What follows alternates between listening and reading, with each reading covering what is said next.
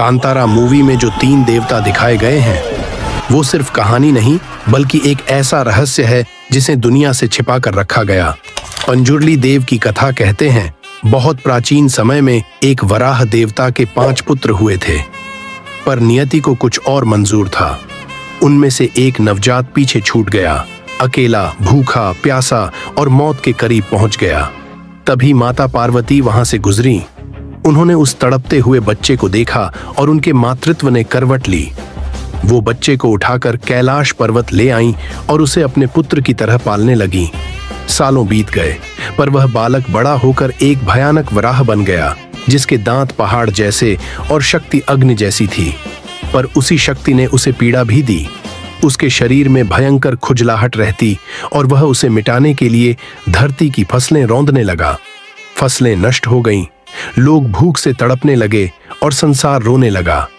तब भगवान शिव ने यह सब देखा और सृष्टि के कल्याण के लिए उस वराह का वध का निश्चय किया। लेकिन जब माता पार्वती ने सुना कि उनके पुत्र का वध होने वाला है, तो वे शिव के चरणों में गिर पड़ीं। प्रभु, उसका वध मत कीजिए। शिव ने माता की प्रार्थना स्वीकार की। उन्होंने वराह का वध तो नहीं किया, पर कहा, अब तू कैलाश नहीं लौट सकेगा। धरती पर रह और मानवों व उनकी फसलों की रक्षा कर। और तब से वह वराह पंजुर्ली देव कहलाए, धरती की रक्षा करने वाले दैवीय रक्षक। अब आती है कथा गुलिक देव की। एक बार भगवान शिव के गण एक यज्ञ कर रहे थे। उसी यज्ञ की राख से एक पत्थर निकला, जिसे शिव ने आशीर्वाद देकर धरती पर फेंक दिया। और उसी पत्थर से उत्पन्न हुए गुलिक देव। उनका स्वभाव जन्म से ही अग्नि जैसा उग्र था। भगवान विष्णु ने उन्हें नीलू आसन नामक स्त्री के गर्भ से जन्म लेने का श्राप दिया। जब गुलिक देव का जन्म हुआ तो धरती कांप उठी, क्योंकि वो बालक भूख से पागल था।